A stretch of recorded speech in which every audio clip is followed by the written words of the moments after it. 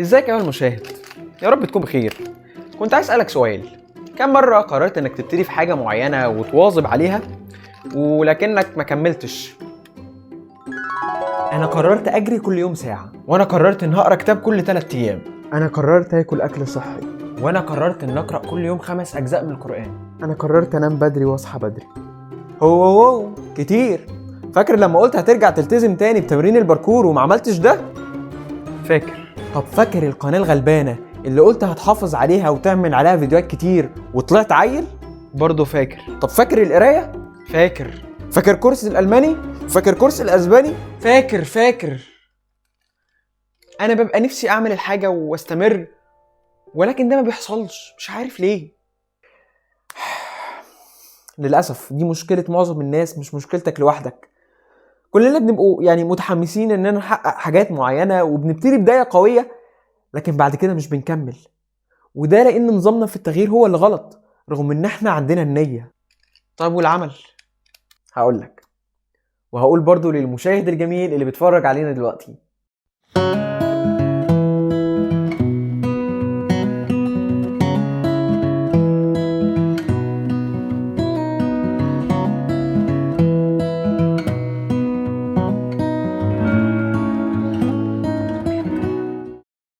السلام عليكم ورحمة الله وبركاته، ازيكم عاملين ايه؟ عادة لما بنبتدي في اي حاجة غالبا بنعتمد على الحماس، وبنبقوا حاطين هاي اكسبكتيشنز او توقعات عالية في اننا هنحقق الحاجة دي، ولكن غالبا بنفشل ومش بنكمل والموضوع بينتهي باحباط. وده اللي بيتكلم فيه كتاب النهارده، العادات الذريه او اتوميك هابتس لجيمس كلير. يا بخته ده ما عندوش قشر في شعره. جيمس كلير بيقولك ان اي تحسن ولو بنسبه 1% في حياتك قادر انه يتحول مع الوقت لانجاز كبير. فلما مثلا تتعلم فكره جديده، ده مش هيخليك شخص عبقري، لكن لما تفضل طول حياتك تتعلم حتى وان كانت معلومه واحده يوميا، هيبان تاثيرها على المدى البعيد. وده بيفكرنا بالمعادله الرياضيه اللي بتقول ان 1 أس 365 هيدينا 1، لكن 1.1 من 100 أس 365 هيساوي 37 ضعف.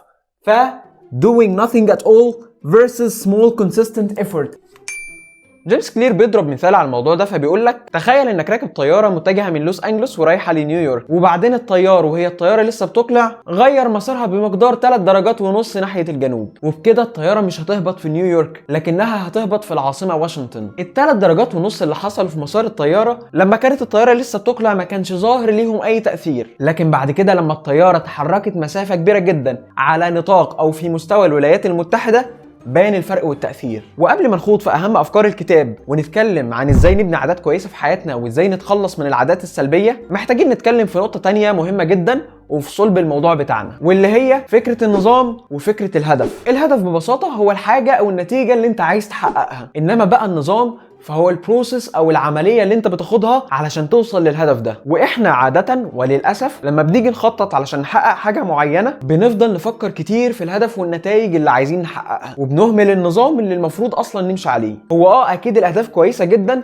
لانك هتحدد وجهتك وهترسم خريطتك على اساسها، لكن المفروض وانس ان انت حددت وجهتك خلاص المفروض كل تركيزك ينصب على العمليه، ينصب على البروسيس والخطوات اللي انت هتاخدها علشان تحقق الهدف. طيب برضو ايه مشكله ان افضل مركز على الهدف؟ ما اكيد دي حاجه هتخليني مركز طول الوقت وهبقى متحمس دايما ان اشتغل على الهدف بتاعي. المشكله الاولى هي ان تحقيق الهدف بيبقى تغير لحظي. يعني ايه؟ هديلك مثال. لو افترضنا دلوقتي ان اوضتك مكركبه على الاخر وانت قررت انك تنظفها، فحطيت لنفسك تارجت انك تنظف اوضتك وتنظمها، وبالفعل قمت شديت حيلك ونظفت الاوضه، فانت كده يا سيدي حققت الهدف. لكنك بعد كده فضلت محافظ على نفس العادات السلبيه اللي خلت الاوضه تتكركب من الاول. بترمي هدومك في اي مكان وخلاص، وكتبك مش محطوطه على المكتب، ومفيش اصلا باسكت في اوضتك علشان ترمي فيه الحاجات اللي ملهاش لازمه. كل دي عوامل وعادات هترجع اوضتك لحالتها الاولانيه من تاني رغم انك نظفتها قبل كده. فده معنى ان تحقيق الهدف بيكون تغير لحظي، انه انت لما بتحل المشكلات على مستوى النتائج فانت كده بتحلها بشكل مؤقت، وكده كده الاوضه هترجع تتكركب تاني. المشكله التانيه ان احنا بنفترض اننا هنتبسط بس لما نحقق الحاجه اللي احنا شغالين عليها، وده هيخليك تفضل تاجل شعورك بالسعاده لحد ما تحقق الهدف. ده غير بقى ان جوه عقلك بتدور شويه افكار من نوعيه طب لو ما حققتش الحاجه دي انا كده مش هكون ناجح، طب يا ترى امتى هوصل للهدف؟ وبكده هتكون بتحصر نفسك وبتحصر سعادتك في نطاق ضيق جدا، في حين ان النجاح والسعاده ليهم مسارات كتيره قوي. فركز على العمليه والعاده وما تركزش كتير مع الهدف. ببساطة احنا عايزين عادة تعيش العمر كله. طيب ازاي ابني عادات كويسه في حياتي؟ اولا بس كده، يعني ايه عاده؟ العاده هي اي سلوك انت بتكرره بشكل كبير لحد ما يوصل لمرحله انه بيتعمل بشكل اوتوماتيكي وبشكل لا واعي. وجيمس كلير وصف العادات بانها ذريه، اشاره يعني لان الذره رغم صغر حجمها او رغم انها ضئيله جدا لكنها ممكن تبقى مصدر كبير للطاقه، وان العادات عامله زي الذره، فالعاده حتى وان كانت بسيطه فهي قادره انها تعمل تاثير كبير. والعاده او عاداتنا بشكل عام مرتبطه بماده الدوبامين ونظام المكافاه الموجود في مخنا. انت مثلا كنت متضايق ومخنوق، وبعدين مصادفه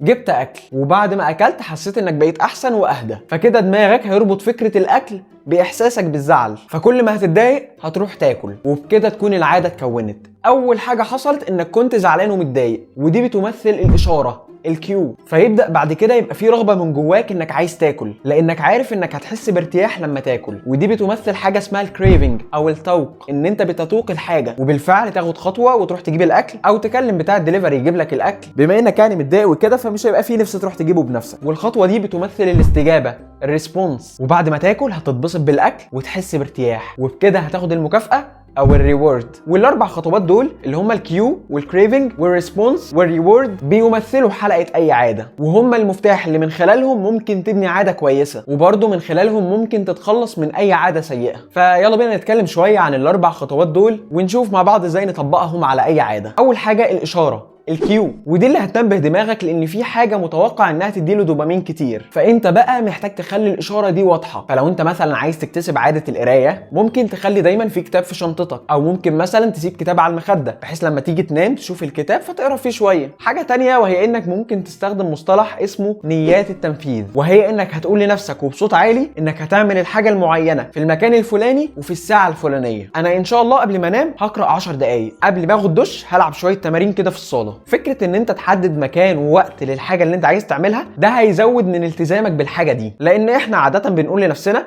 انا هروح الجيم، انا هقرا كتب، انا هبدا في مشروع، لكن مش بنبقوا محددين لا وقت ولا مكان للحاجه دي. فالموضوع ده بيعمل ايه؟ بيخلي الاشاره واضحه، وده هيخليك تدوس في الحاجه اللي انت عايز تعملها. حاجه تانية مهمه والصراحه انا جربتها وشايفها فعاله جدا، وهي ان لو اوريدي عندك عاده كويسه وعايز تربطها بعاده جديده انت عايز تكتسبها، فهتقول لنفسك انا ان شاء الله بعد ما اخلص قرايه هسمع 10 دقائق من بودكاست مفيد، بعد ما اخلص تصوير هروق الاوضه وهرجعها زي ما كانت، والكلام ده ليا. ده على سبيل المثال. والطريقه دي بتعرف بتكديس العادات، انه انت بدل ما هتربط العاده بوقت ومكان محددين، لا انت هتربطها بعاده هي اوريدي كده موجوده عندك. تاني ستيب معانا في حلقه العادات كانت التوق او الكريفنج، وببساطه لو انت عايز تلتزم بعاده معينه خليها جذابه، خليها لا تقاوم. وهدي لك مثال على الموضوع ده. كان في طالب ايرلندي بيدرس في كليه الهندسه الكهربائيه اسمه رونان بايرن. المهم ان الطالب ده كان بيتفرج على مسلسلات كتير ومأنتخ بقى على سريره ومقضيها فرجه، بس هو كان مدرك من جواه انه لا لازم يتمرن ويلعب رياضه. فعمل ايه؟ راح جاب العجله بتاعته وربطها باللابتوب والتلفزيون، وبعد كده عمل برنامج على اللابتوب بتاعه بيتيح ليه انه يتفرج بس على مسلسلات لما العجله تكون بتتحرك بسرعه معينه، ولو العجله ما كانتش بتتحرك بالسرعه المطلوبه فالمسلسل كده هيقف ومش هيشتغل، ولازم يرجع يتدرب من تاني علشان المسلسل يرجع يشتغل. فكره عبقريه الحقيقه. الطالب ده عمل ايه؟ كل اللي عمله انه خلى العاده اللي هو عايز يلتزم بيها جذابه، بانه ربطها بحاجه تانية هو بيحبها، فبقى بيتمرن كتير لان التمرين ده هيتيح له انه يتفرج على مسلسلات. واحنا الصراحه برضو محتاجين نعمل كده، محتاجين نخلي العاده جذابه، نربطها بحاجات احنا بنحبها، بس حاجات تانية غير المسلسلات. تالت قانون معانا وهو انك تخلي العاده سهله، وده علشان تبقى قادر انك تعملها حتى لو ما كانش عندك رغبه، لانه طبيعي هتيجي ايام صعبه، ايام مالكش نفس تعمل فيها اي حاجه، فحاول على قد ما تقدر تسهلها على نفسك. يعني مثلا لو انا عايز اعمل فيديوهات باستمرار وانا عارف انه اصعب حاجه بتقابلني هي ان اظبط السيت اب واظبط الاضاءه والحاجات دي كلها، فخلاص او مظبط الاضاءه واظبط السيت اب بتاعي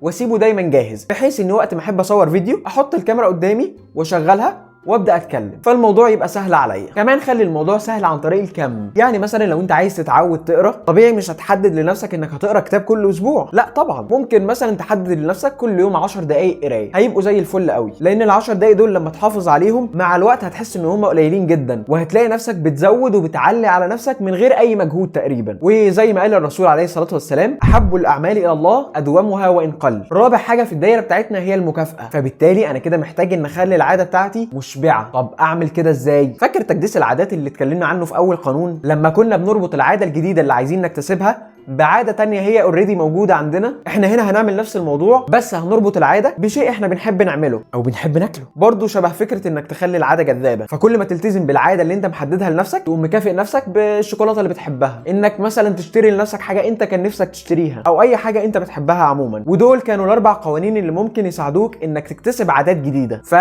خليها واضحه، سهله، جذابه، مشبعه. تمام. طيب دلوقتي لو انا عايز اتخلص من عاده سلبيه اعمل ايه؟ هتعكس الاربع قوانين اللي اتكلمنا عنهم، فهتخلي العاده دي مش واضحه. يعني مثلا لو انت عايز تتخلص من ادمان السوشيال ميديا هتقوم عامل اخفاء لتطبيقات السوشيال ميديا وما تخليهمش ظاهرين خالص في الهوم سكرين عندك في الموبايل، والافضل كمان انك تمسحهم خالص وتستخدمهم بس من اللابتوب. كمان محتاج تخلي العاده دي مش جذابه. نفس المثال اللي فات برضو، انك مثلا تخلي استخدامك للسوشيال ميديا يكون مقتصر على اللابتوب او على المتصفح. وطبعا تجربه استخدام السوشيال ميديا من المتصفح بتبقى مش لطيفه خالص، وبكده مش هتتبسط بالتجربه ومش هتحس ان تصفحك للسوشيال ميديا جذاب خالص. كمان خلي العاده صعبه، يعني مثلا ممكن تحط باسورد صعب جدا لوسائل التواصل الاجتماعي وتكتبهم في ورقه، وتعين الورقه دي بقى في مكان ما فوق الدولاب مثلا، وما تستخدمش وسائل التواصل غير لما تطلع على الدولاب وتجيب الورقه. بس محتاج برضو انك بعد كل مره استخدام تعمل لوج اوت من كل وسائل التواصل، علشان بعد كده لما تحب تستخدمهم تاني لازم تطلع فوق الدولاب وتجيب الورقه، وبكده تكون صعبتها جامد على نفسك، فخليها صعبه. رابع حاجه انك تخلي العاده دي مش مشبعه، يعني مثلا تفتكر دايما الاثار السلبيه والاحساس السلبي اللي انت بتحسه لما بتقوم بالفعل ده، فبالتالي انت هتتجنب الفعل ده لان انت عارف ان في عواقب سلبيه. واكيد في تكنيكس تانية كتير تقدر تستخدمها في انك تبني عادات كويسه في حياتك وانك تتخلص من العادات السلبيه، بس طبعا الوقت مش هيسعنا ان احنا نتكلم في كل افكار الكتاب، لانه الحقيقه الكتاب مليان بافكار كتيره جدا قادره انها تغير حياتك. فحقيقي الكتاب يستاهل جدا جدا انك تقراه، صدقني هيفرق معاك. ولو عايز تاخد نسخه مجانيه من كتاب العادات الذريه روح تابع صفحتنا على الفيسبوك، هيكون في جيف اواي على 3 كتب في ال3 ايام الجايين ان شاء الله، فروح تابعنا بقى هناك، وهسيب لك لينك الصفحه تحت في الديسكربشن. وبقى ما تنساش تعمل لنا سبسكرايب لو ما كنتش عامل سبسكرايب، وتدعمنا بلايك، ويا سلام بقى لو عملت شير وتفيد غيرك هبقى مبسوط جدا جدا جدا. وسلام.